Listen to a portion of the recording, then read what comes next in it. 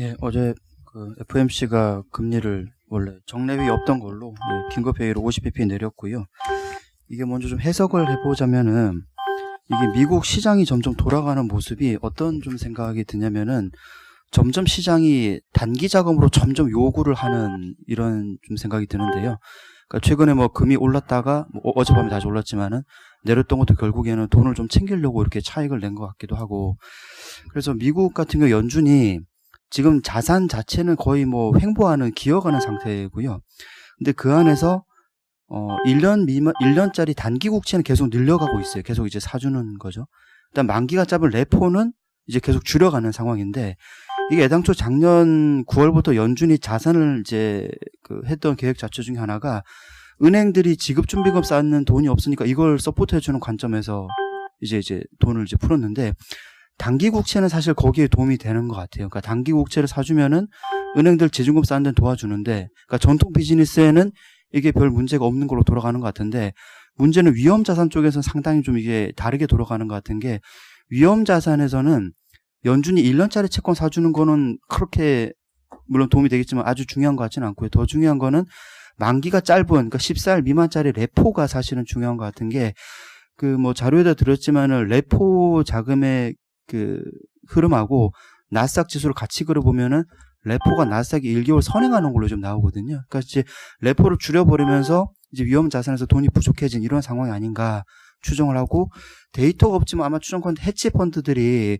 이런 레포 자금 가지고 이제 주식을 좀 돌리지 않았나, 내지는 뭐 위험 자산을 돌리지 않았나 싶고요.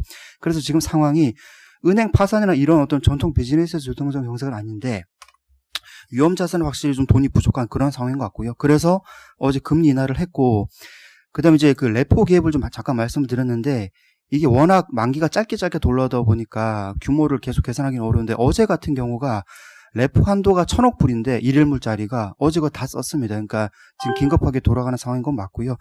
그래서 지금 리뷰만 말씀을 드리자면은, 뭐 은행 비롯한 전통적인 산업 모두에서 유동성 부족은 아닌데, 위험 자산 쪽에서는 확실히 유동성 부족 신호가 나온 거고, 거기 대응을 해줬다. 근데 과거에 긴급 인하 사례가 98년, 08년 이렇게 있는데, 그때 케이스 3번 다 긴급회의 한 다음에 나온 정례에서 인하를 또 했거든요. 그래서 이번에도 그럴 가능성이 높다. 좀 그렇게 보고 있습니다. 98년하고 2008년에 긴급하게 금리 낮췄을 때 상황하고 지금 상황을 좀 비교를 해주시죠. 그 사실 그 가격만 먼저 말씀을 드리자면, 98년 같은 경우에는 98년 10월엔 긴급 인하하고 나서 주가가 올랐고요. 반면에 08년 1월과 10월에는 주가가 빠졌고요. 달러는 세 차례 공이 강세로 갔고요. 시장 채권 시장 같은 경우는 98년 전후로 해서 변동성이 상당히 컸었고요. 뭐 이제 가격은 그렇게 되고요. 근데 지금 상황이 굳이 따지자면 98년에 조금은 더 가깝지 않나라는 생각을 하고 있고요. 왜냐하면 이제 08년 같은 경우는 이게 은행들 자체가 거의 이제 파산 위기로 갔던 그런 상황인데, 지금은 그런 전통 금융산업 자체가 망가진 상황은 아니거든요. 그래서 단순 비교는 어렵지만은 굳이 따지자면은 08보다는 98에 조금 더 가깝지 않나, 이런 생각을 하고 있고요.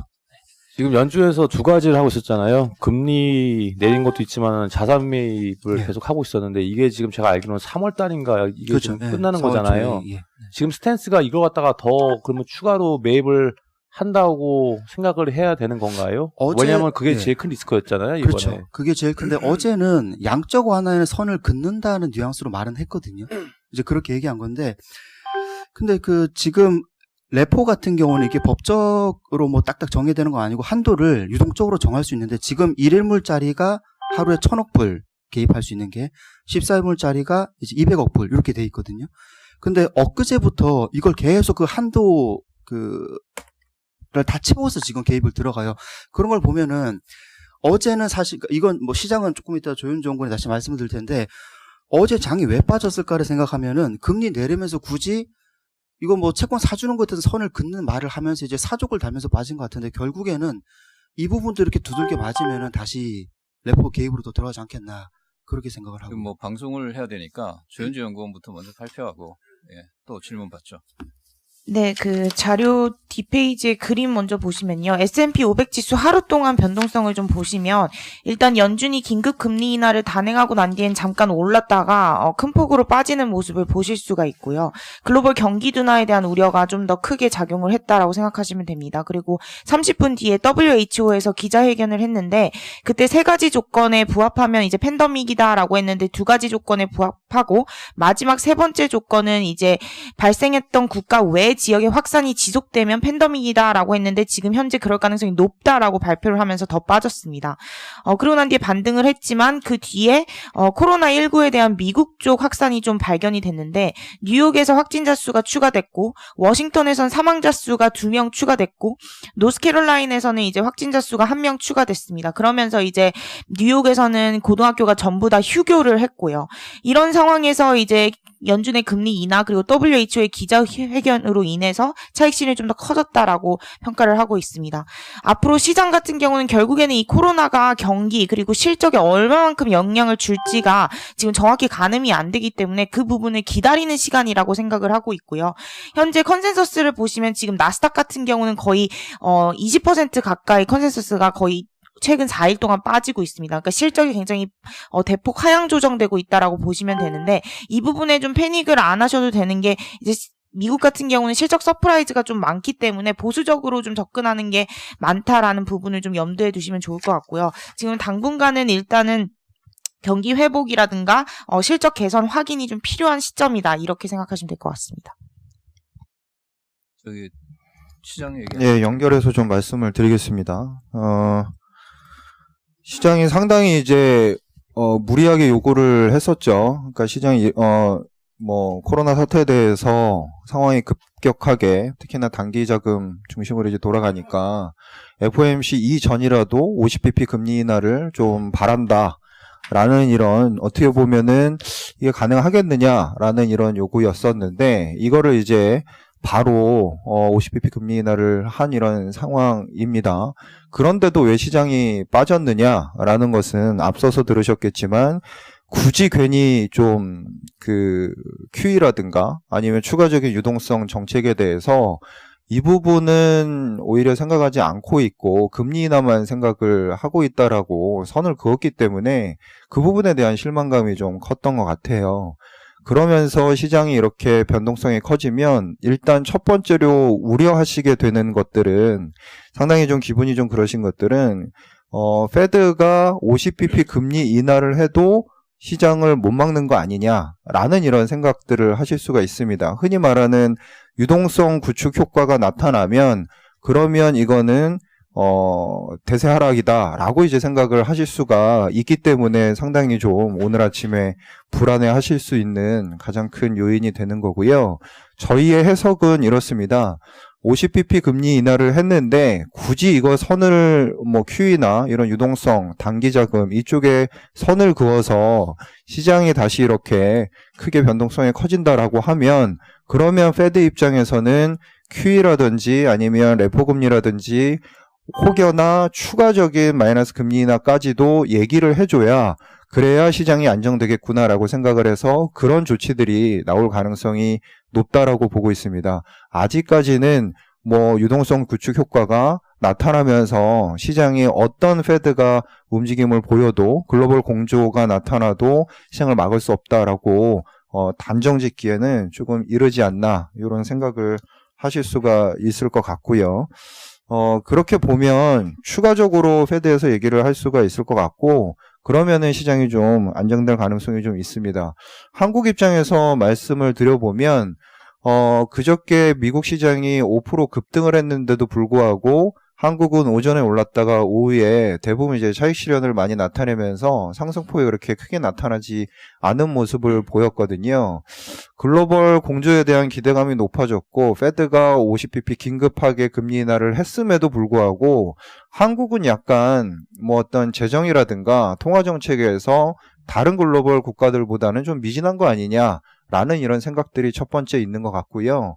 두 번째는 한국의 확진자 수가 지금 이탈리아도 있고 뉴욕이나 이런 쪽에도 사망자가 나타났지만 한국의 확진자 수가 증가율이 감소하느냐가 지금 글로벌리 가장 큰 관심사인 것 같습니다. 그래서 그런 부분들이 좀 잡혀져 가느냐라는 부분들을 좀 보실 가능성이 좀 있지 않나 그렇게 판단을 합니다.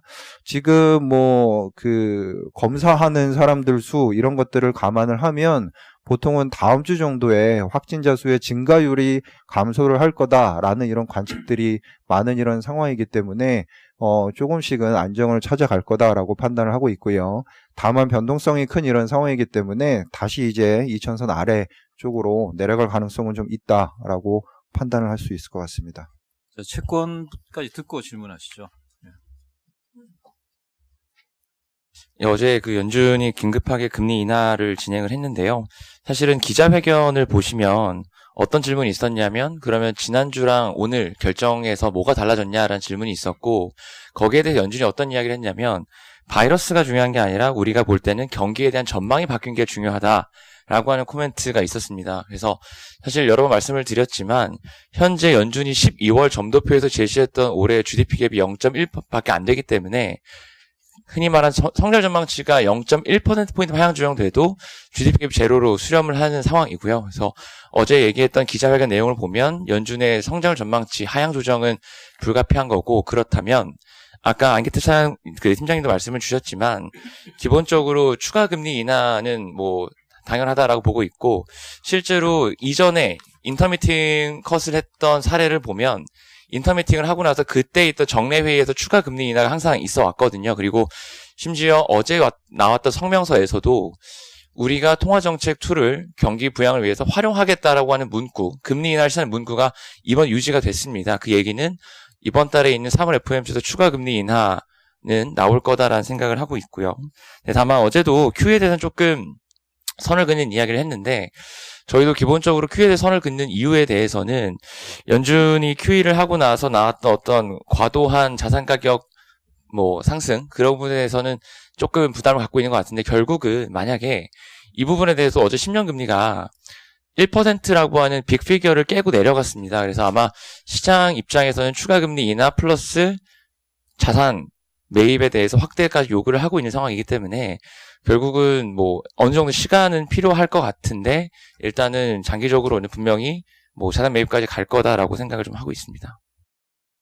김병헌 연구원 말씀하신 것처럼 어제 이제 금리 빼고서 주가 빠지니까 사람들이 좀 멘붕이 온 것 같아요. 근데 이제 시장에서 더 걱정하는 거는 QE나 금리는 지금 우한 바이러스 이런 거는 다 좀 시장에서 아는 거고 저기 블랙 스완 이벤트가 지금 샌더스가 지금 이게 만약에 트럼프가 이걸 못 잡게 되면은 독박 쓰면서 샌더스가 되면서 장이 그냥 20% 빠지는 그림까지 그리고 있거든요. 왜냐면 이렇게 되면 그냥 아예 미국은 그냥 사회주의 분위기 가기 때문에 그래서 그런 리스크를 갖다가 좀씩 프라이싱을 시키는 건 같아요. 오히려 저는 거꾸로 생각을 하고 있는 게 5% 올랐을 때 그게 금리를 인하를 할 거다라는 말만 가지고 5%씩이나 급등하는 게 그게 전부 다 설명이 될 거냐라는 이런 생각을 오히려 할 수가 있으실 것 같은데 오늘 이제 아침에 조현주 연구원이 얘기를 한 것처럼 거꾸로 이제 그런 걱정들은 있습니다만 그런 걱정들이 더 완화되고 있는 이런 상황들이거든요. 그러니까 오히려 샌더슨보다 지금 부티지나 이런 쪽이 거꾸로 이제 그만두면서 바이든이나 이쪽 표로 이제 가기 때문에 기존에 오히려 이런 폴리티컬 리스크가 올라가는 것들이 조금씩 이제 완화되는 이런 모습들을 좀 보이는 겁니다. 과거에 작년에 11월에 메릴린치의 전략가는 뭐라 그랬냐면 3월 3일 이후에 엘리자베스 워런이나 이런 부분들이 상당 부분 세게 부각이 되면 오히려 시장은 3월 3일 이후에 없을 수도 있다라는 얘기들을 했었는데 지금은 상황들이 바뀌어가지고 엘리자베스 워런보다는 샌더슨이나 바이든이나 이런 쪽에 양쪽으로 이제 구축이 되고 있는 이런 상황들이기 때문에 오히려 샌더스 리스크는 조금 완화되는 부분이다라고 이제 보실 수가 있을 것 같아요. 그래서 정치적인 이런 부분들에 대해서 오히려 리스크는 좀 완화되고 있고 거꾸로 트럼프의 국정 지지율은 48%까지 올라가는 상황들이거든요. 그런 부분들은 주식시장에서는 오히려 긍정적인 부분이 아니겠느냐. 저희가 보는 오늘 아침에 뉴욕 시장의 급락의 요인은 정치적인 요인들보다는 금방 이제 뭐 앞서서 계속 이제 얘기를 해주셨던 것처럼 굳이 버블을 두려워하면서 약간은 좀 애매하게 이제 반응을 한 거죠. 버블에 대한 이런 분위기 그런 걱정을 하면서 이런 양적 완화나 아니면 유동성 확대에 대해서 그렇게 스탠스가 애매하게 나왔던 것에 대한 부담감이었지 않았나 이렇게 판단하고 있습니다. 저희가 그 당초에 그 사스나 메르스 사태 좀 얘기하면서 이번 사태의 피크는 뭐 1, 2개월 정도 그다음에 지나고 나면은 주가는 오히려 정상 구간으로 돌아갈 거라고 봤었는데 실제로 지금 진행되는 양상은 좀 장기화되는 흐름으로 좀 가고 있잖아요. 거기다 경기 사이클과 맞물려서 이게 좀 결국은 좀 전 세계적인 경기 침체로 갈 우려도 있는 상황인 것 같은데 저희가 판단하는 부분은 결국 좀 이 바이러스 사태 진정되면 주가가 다시 올라갈 것인가 회복할 것인가에 대한 믿음이 있어야 되는 건데 거기에 대한 믿음은 저희 좀 어떤 상황인 건가요? 보통 바이러스는 저온 건조한 데서 횡행을 하고요.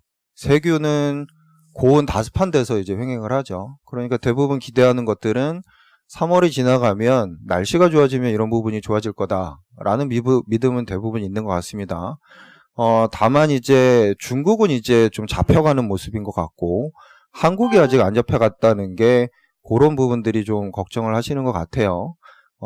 지금 뭐 이탈리아나 유럽 쪽 상황들이 계속적으로 확진자가 증가를 하고 있는 부분들이기 때문에 이게 유럽이 뚫리면 계속적으로 확진이 되겠지 않았겠느냐라는 이런 걱정들이 있으실 텐데 한국이 잡히면 그러면 중국 잡히고 한국 잡히고 유럽 쪽도 결국 잡히는 게 아니냐 이런 생각들을 하실 수가 있거든요. 그래서 제가 생각할 때는 이 코로나19에 대한 리딩 인디케이터는 결국엔 코리아다라고 생각을 하시는 게 맞으실 것 같고 3월 지나는 이후 날씨가 따뜻해지면 바이러스는 잡힐 수 있을 것 같습니다. 다만 이제 걱정하는 거는 이거죠.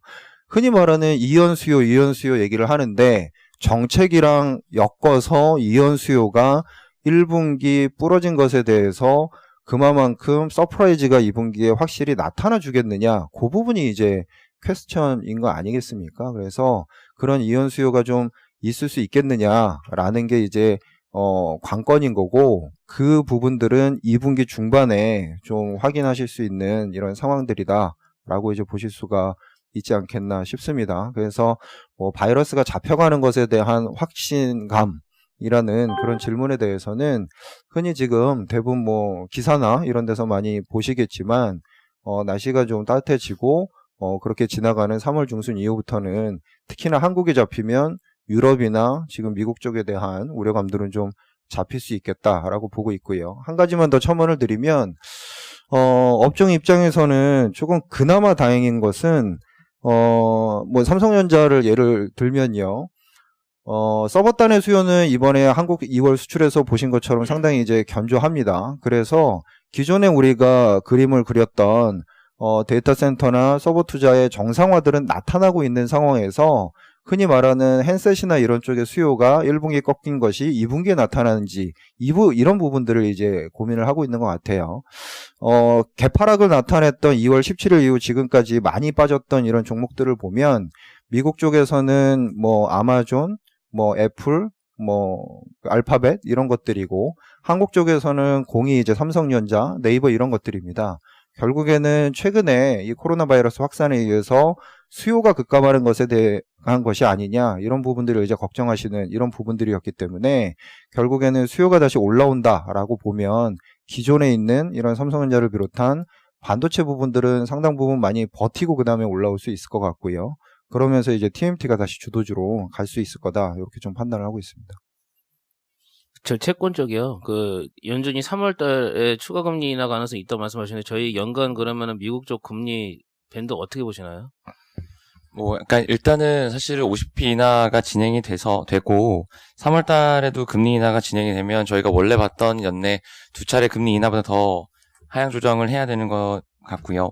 근데 이제 기준금리 같은 경우에는 최대 4차례 정도, 그러니까 50bp 인하를 했으니 추가적으로 한 50bp 추가 인하까지도 열어둬야 되는 상황이면 사실은 기준금리가 0.75까지 가면 10년 금리 차원에서 보면 항상 그렇지만 추가 금리 인하를 기대할 때는 내가 그러니까 목표하는 기준금리 수준까지 10년에 한번 붙다가 올라옵니다. 그래서 어제 빅피겨라고 하는 1%를 끌고 내려왔지만 분명히 0.75까지는 한 번은 시도를 할 거다라는 생각을 좀 하고 있고요. 근데 다만 반대로 어떨 때가 장기금리의 반등 시점이냐라고 보면 결국은 연준이 QE 얘기를 할 때 연준이 QE까지 이야기를 할 때가 반등 시점이라고 보고 있습니다. 그러니까 과거에도 2008년에도 연준이 2008년 1월 달에 인터미팅 컷으로 50bp, 그러니까 75bp 인하를 하고 나서 그 달에 있던 정례임에서 50bp 추가 인하, 그래서 1월 달에 무려 한 달 만에 125bp 인하를 할 때가 장기금리 저점을 찍고 올라가는 모습이었고, 그때부터 사실은 위험자산 다 같이 가격 반등이 있었는데요. 그래서 지금도 금리 인하 가지고는 되는 문제가 아니기 때문에 연준이 QE를 하겠습니다라고 이야기를 할 때가 아마 장기금리 저점일 거다라고 보고요. 반대로 연준이 어제 QE에 대한 선을 긋는 모습을 보이면서 금리 인하만 하겠다라고 이야기를 할 때는 계속해서 장기금리는 오히려 아래쪽으로 방향을 가져가면서 더 해야 된다라는 시장의 요구를 계속해서 반영할 거다라고 보고 있습니다. 장기금리가 이제 계속 다운되면 시장에서는 매크로에 대한 불안감을 점점 더 느낄 거지 않습니까? 그죠? 근데 이제 과거에 이렇게 인터미팅 컷 한 게 98년이 있고 08년이 있는데 2001년에도 있었습니다. 예, 2001년 그리고 주로 이제 2008년도에 보면은 좀 사후적으로 매크로 쇼크 이후에 나온 거고 98년은 지금하고 비슷하게 이제 보험용 컷이라고 할 수 있잖아요. 요거를 지금 상황하고 매크로 상황하고 연결해서 좀 얘기를 좀 해보시죠. 근데 그 98년 흔히 말하는 인슈런스 컷 때랑 정말 달랐던 건 그때는 미국의 어떤 성장률 지표, 성장의 지표들이 다 좋았습니다. 실제로 항상 말씀드리지만 미국의 GDP 갭이 98년에는 0.4, 0.5 정도로 플러스가 나왔어요. 그러니까 무슨 얘기냐면 미국은 진짜 좋은데 아시아가 외환위기고 러시아가 모라토리엄 선언했으니 혹시 모르니까 해보겠다라는 게 인슈런스 컷인데 작년 12월 기준으로도 올해가 GDP 갭이 거의 0.1밖에 안 되는데 이번에 이 바이러스 때문에 제로를 수렴한 상황이거든요. 그런데 미국은 1970년 이후에 미국의 GDP 갭이 제로로 수렴할 때 전쟁 났을 때를 제외하고는 단 한 번도 예외 없이 금리 인하를 했기 때문에 98년과는 조금 더 다른 상황, 그러니까 98년보다 훨씬 더 경기에 대한 판단이 좋지 않은 상황에서 금리 인하를 했던 부분들이 어제 장기금리를 더 끌어내린 요인이라고 보고 있고요. 오히려 GDP 갭 기준으로 보면 98년보다는 지금은 오히려 01년도랑 거의 비슷하다라고 생각을 하고 있습니다. 그래서 기본적으로 경기에 대한 판단이 지금은 안 돌아선 상황에서 한 금리 인하라서 장기금리가 50bp 인하를 했음에도 불구하고 안 올라간 이유가 거기에 있다라고 보고요. 반대로 말하면 그거를 되살릴 정도의 시장을 놀라게 할 정도의 공격적인 금리 인하 혹은 QE에 대한 언급이 나오는 부분이 결국은 핵심이다. 그때까지 장기금리는 조금은 방향은 아래로 가봐야 되지 않나라고 보고 있습니다. 예, 다음은 채권 전략 발표하겠습니다. 전병화 연구원. 네, 어제 호주도 금리를 인하했습니다. 호주 금리 인하에 좀 특이했던 점은 발표 2시간 전에 호주 중앙은행 총재가 아닌 국무총리가, 호주 총리가 금리 인하에 대한 가능성을 시사하는 발언을 남기면서 금리 인하할 거다라는 컨센서스가 쏠렸고요. 금리 인하한 주요한 이유는 결국에는 최근 중국 경기가 좀 부진한 탓에 철광석 같은 수출 경기가 안 좋은 거는 기본적으로 깔려있는 상태에서 코로나 바이러스로 인해서 중국인 유학생 내지는 관광객이 이제 입국 금지가 됐습니다. 이제 그런 부분들이 국내 경기로 영향을 미칠 것이다라는 부분들이 반영이 된 거다라고 보고 있고요. 호주가 이제 우리나라에서 많이 같이 지켜보고 있는데 금리 인하를 통해서 기준금리가 0.5%가 됐습니다. 그래서 이제 제로 금리로 갈 때까지 2차례밖에 금리 인하가 남지 않았기 때문에 미국이 어제 50bp를 인하했지만 추가적으로 금리 인하하기엔 좀 부담스러운 상황이 됐다라고 판단을 하고 있고요. 금리 같은 경우는 연준도 어제 금리 내리면서 미국 시장 금리가 크게 하락했기 때문에 당분간 하락세를 좀 보일 수 있겠다라고 보고 있지만 추가 금리 인하가 어려운 상황이라면 어제와 같이 한 0.75% 내외에서 반등하는 모습이 좀 관측되면서 횡보하는 모습 보일 것 같습니다. 이상입니다. 다음은 산업기업 분석 들어가겠습니다. 음식료 조미진 연구원.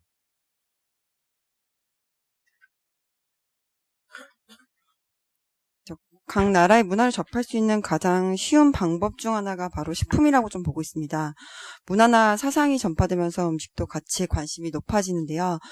우리 식품에 대한 외국인의 관심이 높아지고 또 판매로 이어질 수 있는 좋은 기회가 왔습니다. 지난달에 언급한 적이 있는데 바로 기생충 아카데미상 수상과 좀 관련이 있습니다. 이 영화를 통해서 우리 식품에 대한 관심이 높아지고 있는데 이는 단기 이벤트가 아니라 좀 기폭제가 될 수 있는 포인트로 보고 있습니다. 그래서 글로벌 시장이 어떻게 형성되어 있고 또 국내 라면 업체들은 어떻게 자리매김하고 있는지 확인해보고자 이번 자료를 작성했습니다. 과거 사례 말씀드리지 않아도 미디어나 콘텐츠에 대한 홍보 효과는 잘 아실 것 같고요. 국내 업체들은 사실 기생충 전부터 해외 시장 공략을 위해 준비를 잘 해오고 있는 상황이었습니다. 먼저 6페이지에서 보시는 것처럼 글로벌 라면 시장은 약 400억 달러 규모이고요. 향후 5년간 5% 정도의 성장률은 유지될 것으로 좀 전망하고 있습니다. 일본이 처음 라면이 시작된 국가이고요. 그리고 당연 독보적인 규모를 자랑하는 것은 중국입니다. 또 최근 여러 업체가 진입하면서 시장 성장 여력이 높아 보이는 곳은 미국입니다. 또 이들 주요 3국에서 지금 국내 라면은 고가 프리미엄 전략 그리고 기존 라면과 차별화된 맛 전략으로 높은 성장률을 보이고 있습니다. 또 이제 동남아시아 같은 경우는 기후 특징을 이용해 젊은 층을 상대로 한 매운맛 컨셉으로 시장 공략 중입니다. 국내 경우에서도 보게 되면 라면은 조리하기 쉽기 때문에 미디어 콘텐츠에서 홍보를 하게 될 경우에 이 영향에 따라 판매가 좀 같이 올라가는 케이스가 되게 많고요. 현재 국내외 상황들이 라면의 판매 증가로 이어질 좋은 상황을 형성하고 있다고 좀 보고 있습니다. 관련돼서 탑픽은 농심입니다. 그동안 굉장히 해외는 좋았습니다. 그러나 국내 점유율과 영업이익률이 계속 하락하면서 주가도 같이 동반 하락을 했습니다. 그러나 올해 같은 경우는 국내 판매와 그리고 점유율 모두 증가세로 돌아오고 있고 또 해외 시장도 성장률이 더욱더 확대될 것으로 예상을 합니다. 최근 코로나로 인해 국내 라면 판매는 증가하고 있는 것을 다들 체감하실 것 같고요. 그리고 중국에 대해서는 좀 우려를 하시는 것 같은데 일단 라면은 비상식용으로 구분되면서 중국에서도 춘절이 연장되었으나 농심 같은 경우는 가동도 빨리 시작했고요. 또 판매도 지금 현재 좋은 상황이라고 합니다. 계속 말씀드리지만 이제 국내 절반 이상의 점유율을 차지하고 있고요. 또 해외 고성장을 계속 보이는 가운데 글로벌 피어 대비 30% 이상 할인된 지금 현재 주가 수준은 굉장히 현저한 저평가 상태라고 좀 판단됩니다. 목표 주가는 추정치 상향하면서 그리고 35만 원으로 상향하겠습니다. 오리온은 반면에 좀 홀드로 내리겠습니다. 좋은 기업으로 소비자들에게는 알려져 있으나 지배구조의 취약성이 계속 있고 이 부분이 언제 해결될지 모르는 그 불확실성이 계속 이어지고 있습니다. 또 수익성이 낮은 품목이 있는데 이 상품에 대한 매출 비중이 높아 실제 전체 실적 계산도 제한적이라고 좀 판단합니다. 삼양식품은 신규 이닛하겠습니다. 몇 년 전 이제 처음 삼양식품의 해외 매출 이야기를 들었을 때는 좀 단기 이벤트이지 않을까라고 봤었는데 지금까지 계속 성장세가 이어지고 있고요. 특히 중국을 비롯한 동남아 지역에서 유통과 지역을 확장하면서 성장을 유지할 전망입니다. 불닭볶음면에 좀 판매가 집중된 경향이 있어서 이 부분을 좀 감안해서 밸류에이션은 동종 업체 대비 할인율을 적용했습니다. 투자의견 바이 목표 주가 12만 원으로 신규 커버리지 시작했습니다. 이상입니다. 지금 라면 농심 보면 중국하고 미국하고 한국하고 있는데 공장들이 있는데요.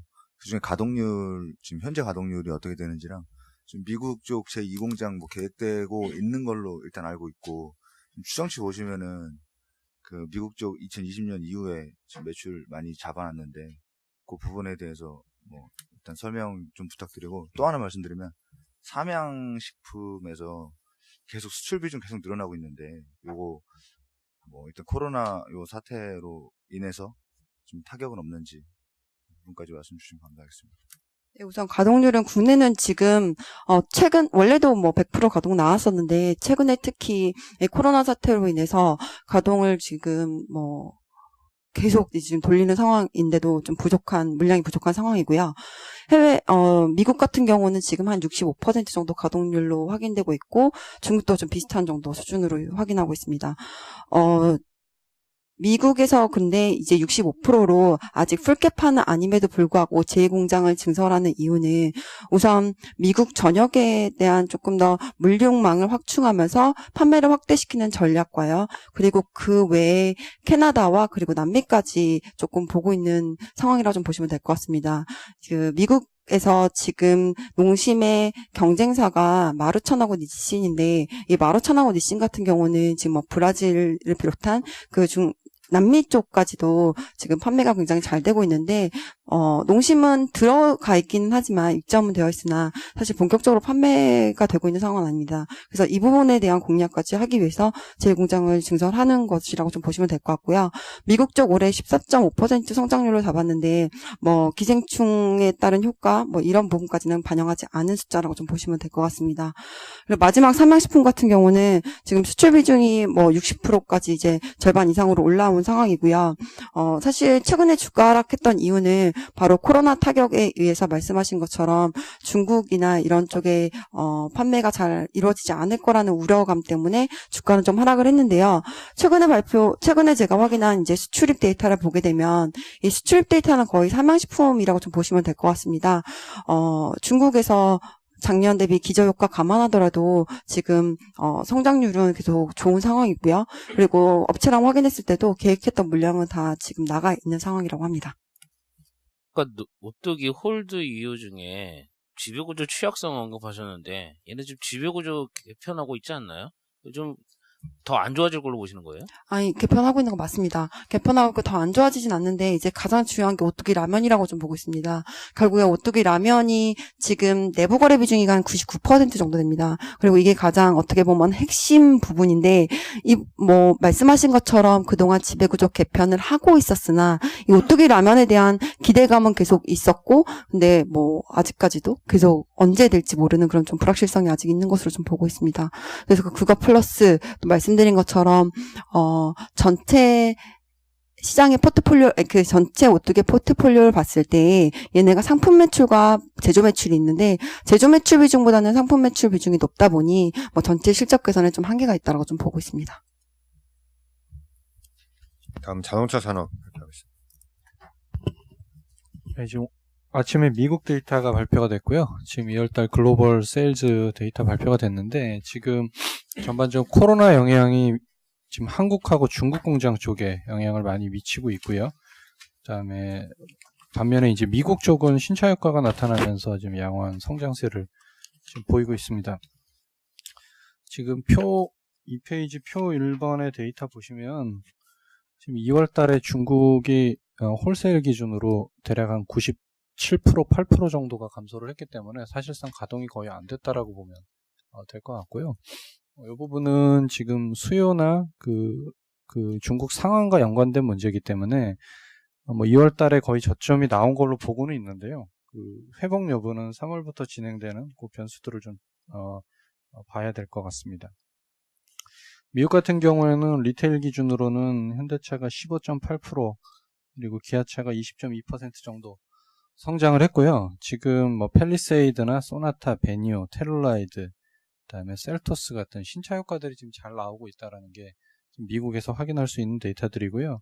지금 단기적으로는 이 코로나 바이러스 영향에 따른 불확실성이 지금 큰 상황인데 올해 그냥 그 추세적으로 보면 신차가 나가면서 이제 전반적인 판매 여건이 개선되는 그런 구간으로 가고 있기 때문에 요 바이러스 영향만 좀 마무리가 되면 전체적으로는 실적은 그 신차 효과에 따른 그 수익성이나 그 실적이 회복되는 구간으로 진입할 걸로 예상을 하고 있습니다. 이상입니다. 네, 다음은 고려아연 발표하겠습니다. 네, 고려아연이 주가가 이제 동박 관련된 사업 진출한다는 얘기가 나오면서 급등을 했다가 최근에 좀 약한데요. 최근에 공시한 것 중에 배당에 대해서 14,000원으로 올린 공시를 했고요. 이게 테이블 보시면 2013년에 5,000원 줬던 배당을 매년 올려가지고 이제 작년에 2018년에 11,000원, 2019년에 14,000원까지 올렸고 배당 수익률은 약 3.4% 정도 되는데요. 사실 뭐 지금 시장 분위기가 이런 걸 반영할 상황은 아닌 것 같아요. 포스코도 배당 수익률이 5%가 넘지만 주가는 약한 거를 좀 참고해야 더 볼 필요가 있고요.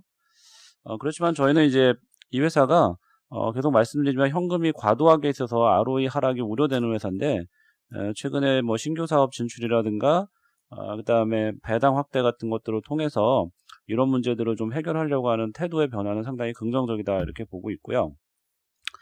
다만 지금 금속 가격이 매우 약합니다. 아연 가격은 뭐 어제자로 보니까 2,000불을 하회하고 있고요.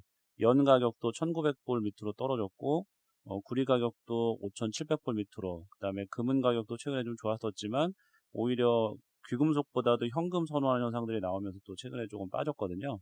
이런 것들 감안하면 확실히 회사의 변화는 긍정적인데 좀 경기적인 변수가 좀 비우호적이다 이렇게 판단할 수가 있고, 아마 이런 경기 우려가 좀 완화되는 시점에서는 주가는 분명히 반등을 좀 할 수 있을 거다 이렇게 생각을 하고 있습니다.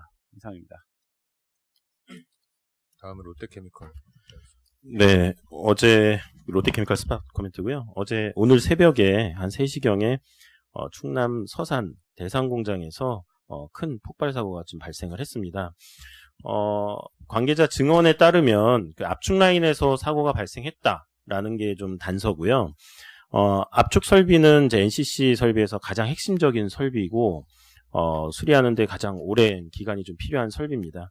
그래서 만약에 압축 설비에 문제 폭발 사고가 맞다면 공장 가동은 전체적으로 좀 장기간 멈출 수밖에 없다라고 좀 판단을 하고 있습니다. 다만 아직 그 폭발 위치가 어딘지 지금 뭐 밝혀진 상황이 아니기 때문에 만약에 사이로나 구두나 폴리머 공정이나 이런 일부 설비라면은 단기간에도 이제 그 재가동이 가능하겠지만 현재로서는 일단 압축 설비 쪽에 가능성이고, 그렇다면 좀 오랜 기간 멈출 수밖에 없다 이렇게 판단을 하고 있습니다. 이 그 대상 공장의 생산 규모를 보면은 NCC가 110만 톤이고요. 글로벌 에틸렌 기준으로는 한 27%, 그리고 프로필렌, 부타디엔 등 다른 이제 기초 유분까지 포함하면은 한 30%대의 생산 규모가 좀 되는 걸로 추정을 하고 있습니다. 기타 이제 다운스트림 제품의 생산 능력은 레포트에 있는 바와 같이 이 정도 가지고 있는 상황이고, 이 공장에서 내는 이제 연간 추정 실적은 약 한 3조 5천억 정도 매출액이 좀 발생하는 걸로 추정을 하고 있고요. 영업이익률은 좋을 때야 더블 디짓도 지금 나왔었지만 작년 같은 경우는 미드 하이 싱글이었고요. 그리고 지금 4분기나 1분기 같은 경우는 거의 로우 싱글, 그리고 지금 1분기는 사실 매우 안 좋은 상황이기 때문에 이익이 거의 나지 않는 상황이라고 좀 보면 될 것 같습니다. 단기적으로는 지금 수요나 그 인더스트리가 굉장히 좋지 않기 때문에 이익에 실적에 미치는 영향은 크지는 않다라고는 좀 보지만 그 영업 환경이 정상적으로 좀 돌아갈 때는 영업 실적의 개선 속도가 조금 더디게 나타날 수 있는 요인이 좀 될 수밖에 없다. 그리고 매출액은 분명히 좀 줄어들 수밖에 없다고 좀 판단하고 있습니다. 반면에 반사 수혜로는 다운스트림이 이제 PEPP나 이제 MEG, SM을 좀 많이 생산하기 때문에 이런 제품을 많이 생산하는 기업들이 반사 수혜가 좀 가능할 것 같고요. 이런 제품들이 사실 스프레드가 단기적으로는 좀 반등은 좀 가능하다 그렇게 좀 보고 있고요. 다만 이제 공급 조정 수혜는 분명하지만 지금 수요 면에서는 사실 매우 안 좋은 상황이기 때문에 이게 좀 많이 좀 상세가 좀 되는 모습은 나타날 수밖에 없다고 보고 있고요.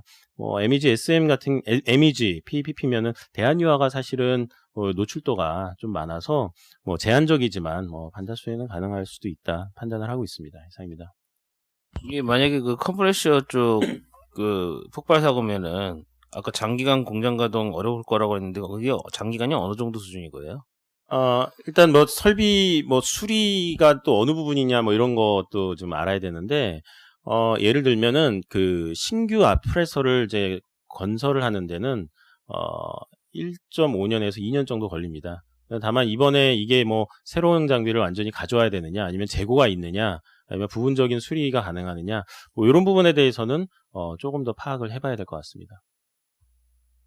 이게 결국은 고정비 효과도 있을 거 아니에요? 지금 이익률이 낮기 때문에 이 실적에는 영향이 없을 거라는 식으로 얘기했지만은 실제로 그 인력들이라든지 이렇게 기존의 그 비용량이 감안하면은 실적 부담은 더 커지는 거 아닌가요?